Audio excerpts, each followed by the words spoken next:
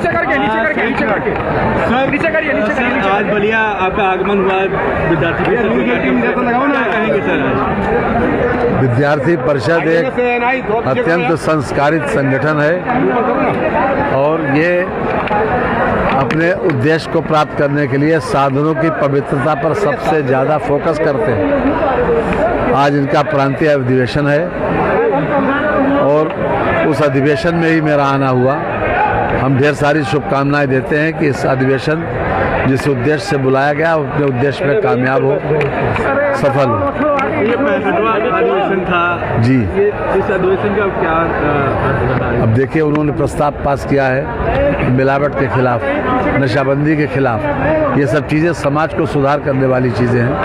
ये रचनात्मक सोच के साथ सबसे ज़्यादा रक्तदान किया है इन विद्यार्थी परिषद के लोगों, उसमें भी बहुत आगे।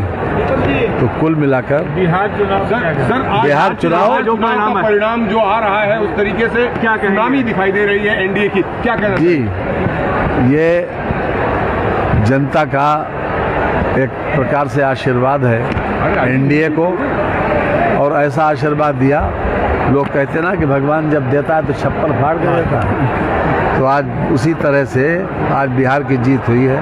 लेकिन हम आपको बता दें एनडीए पूरे देश में जहाँ जहाँ भी चुनाव होगा अब एनडीए ही आएगा, क्योंकि लोगों को ये समझ गए कि अगर कोई गुड गवर्नेंस दे सकता है, विकास का पहिया तेजी से घुमा सकता है, तो सिर्फ एनडीए है।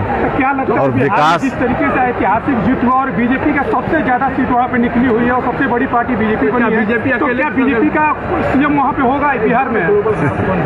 ये तो ऊपर के नेता तय करेंगे, लेकिन हम एक बात कह के अपनी बात को खत्म करेंगे कि मुद्दई हरगिज न कर पाएगा बाका बाल तक, और मोदी योगी गूंजेगा भारत में 100 साल तक।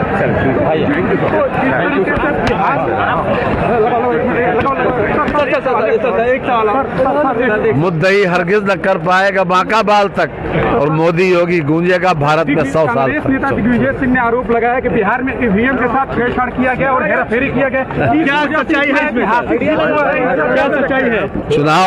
चुनाव का रिजल्ट आने से पहले वो बहाना सोच लेते हैं कि हमें उस बात में क्या कहना है।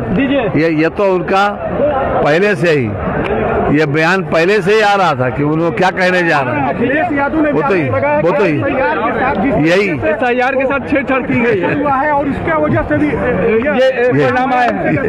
क्या कहेंगे इस पे परिणाम? देखिए, पूरी तरीके से चुनाव आयोग ने ये कोशिश की कि पूरी तरह से निष्पक्ष चुनाव हो, और एसआईआर में आपने इतने बड़े पैमाने पर जो घुसपैठिए थे या गलत तरीके से जिनको मतदाता सूची में स्थान मिला था उनको बाहर कर दिया गया। इसमें गलत क्या है? इसमें गलत कुछ भी नहीं है। जब चुनाव जो है एनडीए जीते तब इस प्रकार के कमेंट, और जब वो जीते तब एसआईआर की वजह से चुनाव जीती है क्या? छोड़िए, हो गया ठीक। हम तो